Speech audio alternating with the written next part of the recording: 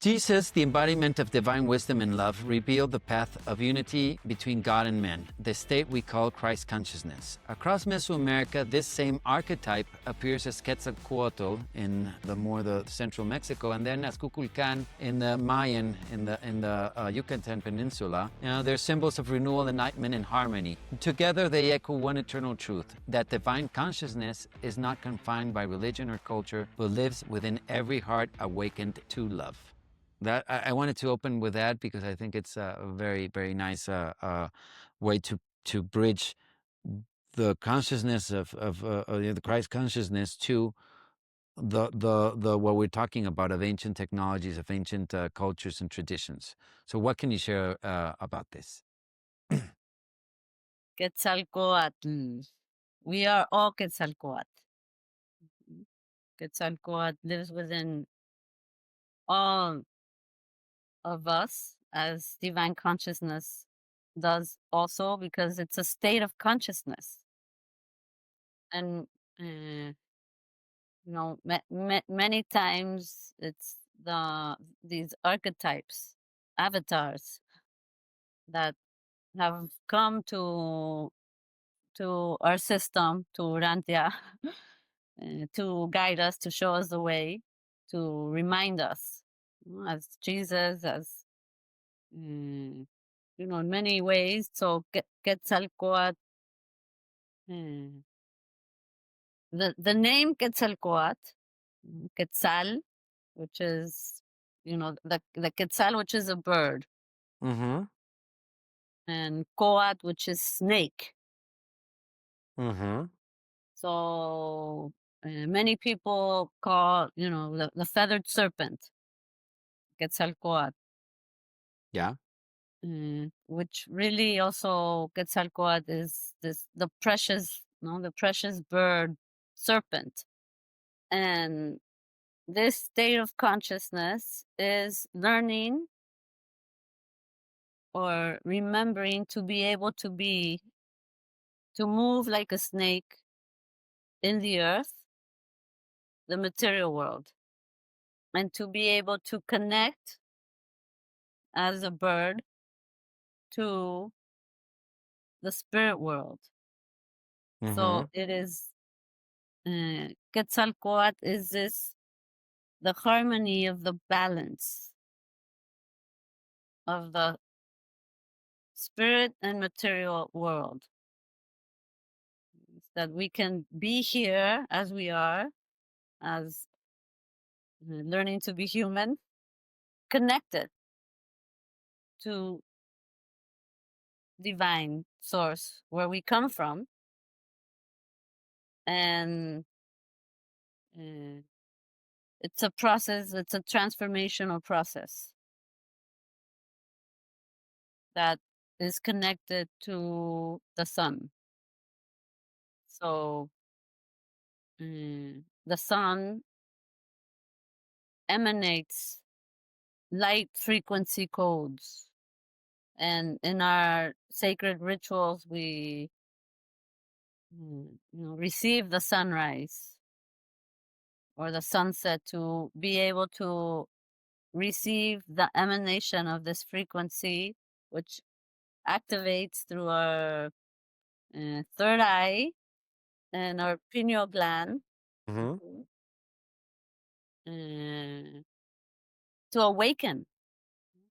It's an awakening process that, for example, in Teotihuacan, the pyramids of Teotihuacan, Oof. uh, Many things happen there, many things but happen yes. there. This is one of my favorite places in the earth, which we can talk about this for many hours. And Yeah, I think we can have to do a special podcast on Teotihuacan. yes, and and actually it's a process of transformation of our being, of death and rebirth, which there's the pathway, which they call it the path of death, La calzada de los muertos. Yes. Exactamente, la calzada de los muertos. And what are we doing? We are letting go of aspects of our being that no longer serve, that maybe come from ego, so that we, through this process, can arrive to the pyramid of the sun of enlightenment. And we have the pyramid of Quetzalcoatl. Mhm.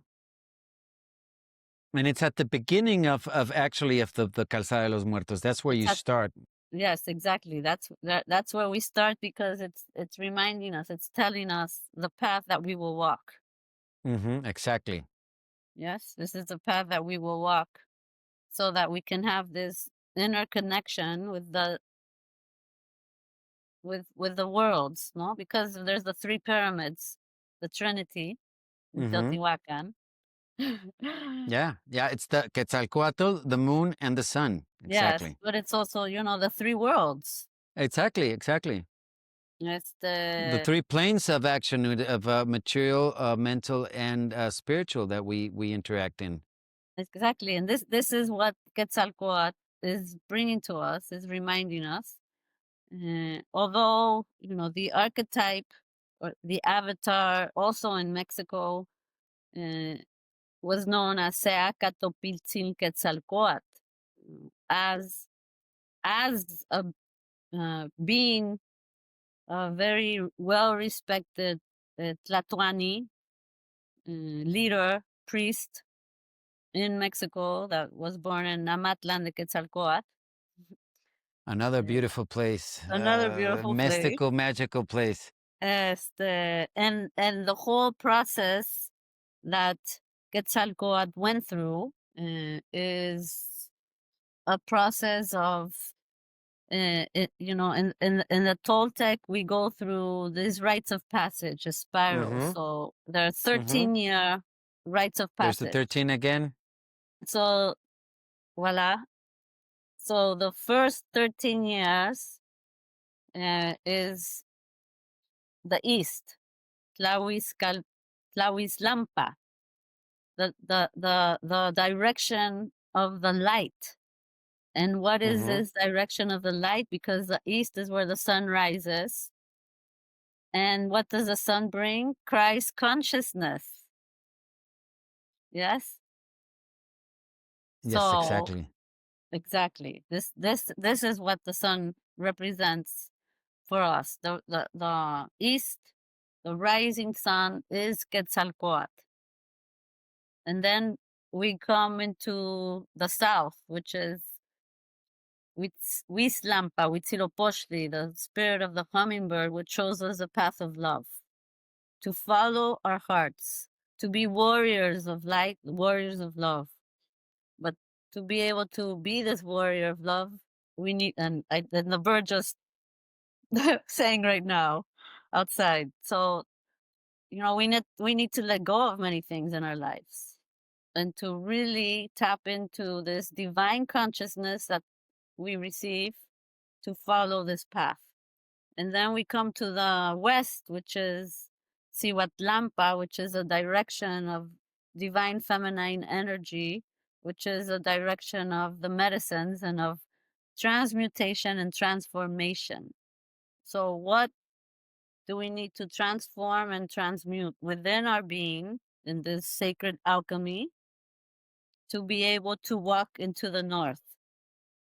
And the north is the Mitlampa, Tezcatlipoca, which is the mirror, Mm-hmm. uh, which you have in your obsidian stone. It's the smoked mirror. And through this smoked mirrors that we are able I'll to, use the reference. Yes. please show us the reference. This is Tezcatlipoca, Mitlampa. And How it glows. what we can see ourselves. This allows us to see who we are and to see our shadow. To see us, we are. in our balanced nature, in our dual nature, in our, which is, and that's very important. Let me just make that point, because we tend to try to destroy our balance, but we have to embrace our balance in both parts. And the mirror, as the archetype, as I explain it, is that's the final point where you're going to be confronted with yourself. So are you going to be loving that person that you're seeing, or are you going to be striking it? And if you strike it, you're going to strike yourself.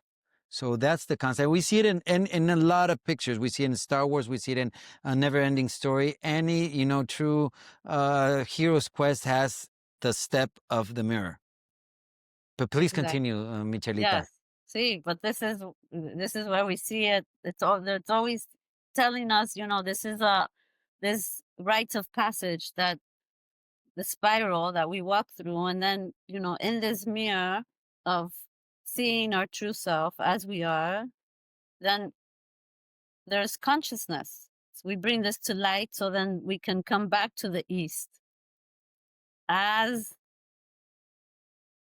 But in a more elevated, it's the same spiral, but now you've reached another level. Now you go up, because it's a spiral. It doesn't stay put. It has movement. Exactly. Dimension. It has Exact- space. Exactly. Time and space, actually, both of them. So awesome. I'm really glad that we're reaching these conclusions, because I mean, you're basing a lot of the Toltec and what the Teotihuacan and the I mean, that part, which is Quetzalcoatl, and a lot of what I see in which is also the Kukulcan in the Mayan, and it's basically the same story, but it is, and what you're saying about what happens in Teotihuacan, which is also the city where people become gods, where humans become, where you become a god. So this process, and I've lived it, and it's truly magical, and I cannot explain it until, I mean, you have to experience it yourself. But once you descend the sun pyramid, that frequency, because it creates something happens there when you're at the top, that you come down and it just, we're talking about the frequencies, it just takes you to a different level. So let me just put into a little bit of context of Quetzalcoatl, and I mean what you're saying, and we've seen, the stories in even in the Mexican history, that when the Hispanics, the Spaniards came into Mexico, they saw the Moctezuma, and that's why he received him, as Quetzalcoatl, and he came from the east. So that, we see all these things that show us, and that was, the blending of two worlds. That was, when the new world met the old world, and that started that sequence of, what now is Mexico. Even, that blend of the Hispanic culture and the local culture that gave us, these beautiful Latin American cultures that we are. So, and that's something that I see here in Spain, and I maybe didn't realize it or really appreciate it so much in Mexico, but you see the convergence of all the different races and all the different, blends that happen through this beginning of Quetzalcoatl, let me say it that way, and created such a powerful identity of people. And that really bridges us, all of us. You see it here. You have a lot of Argentinians, you have a lot of Venezuelans, and that bridges us. And I see that beginning, for that Quetzalcoatl, that Moctezuma received, this new blending of people. And also, one of the things that I like about the concept of Quetzalcoatl is the process of how you go from from the ground, exactly like you were saying, and in that evolution into, and you see that sequence in what I teach in the Solkin, in the seals.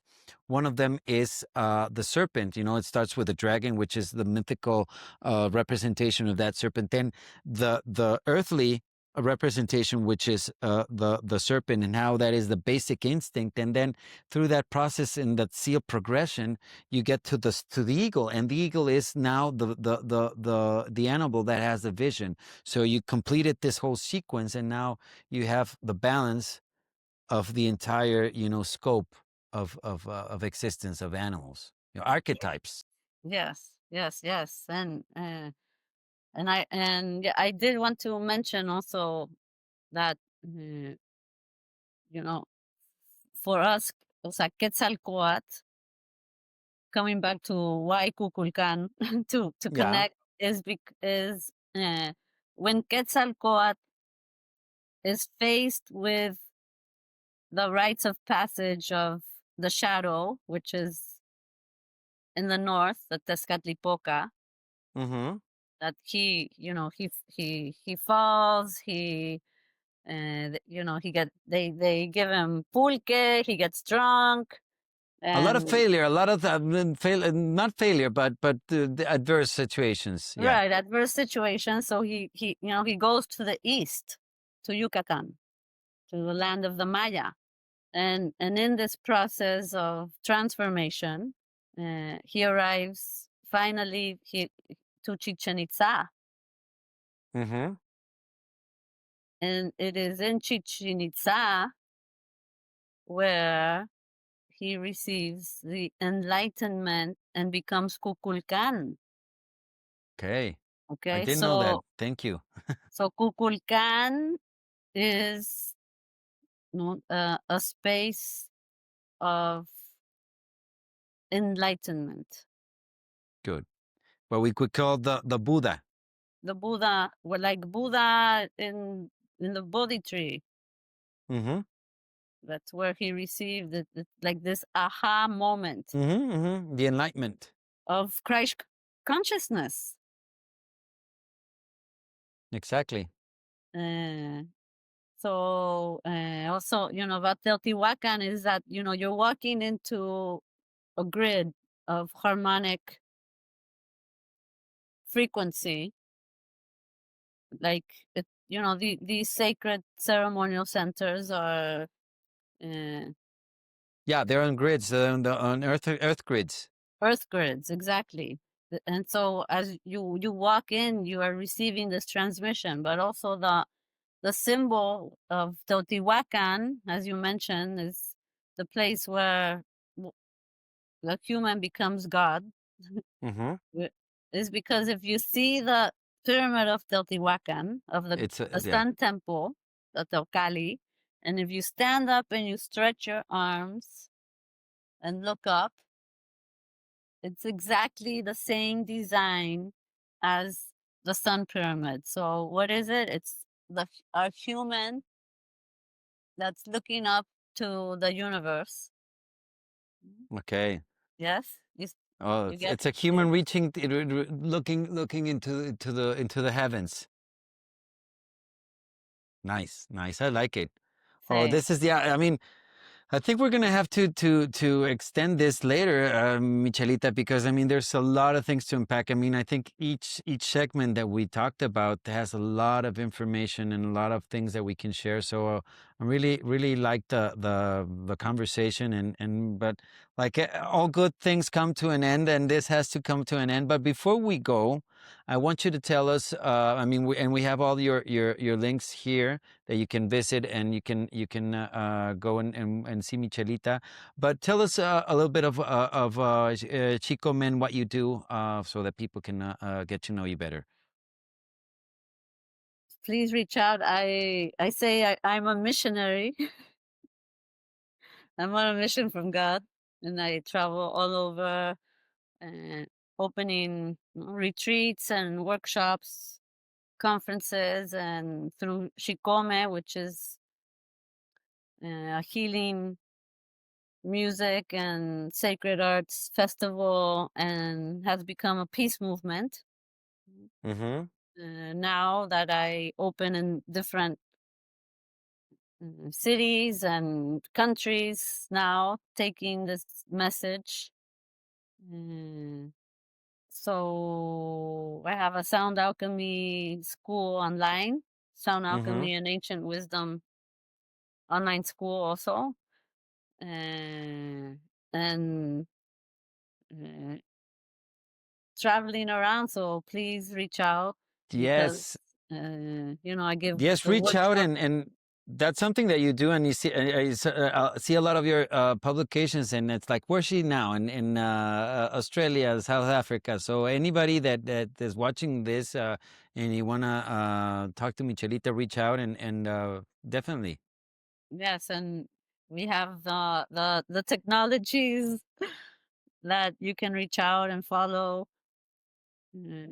my offerings.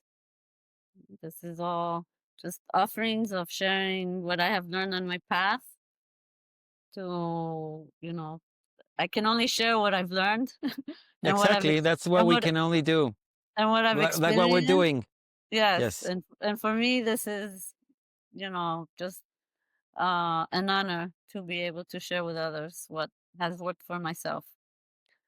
So Well, thank you, Michelita. It was really, for me, it was an honor to have you here. It was a very, very good conversation. I think we touched on very, very good points, and definitely we'll have you more often and to expand into these topics.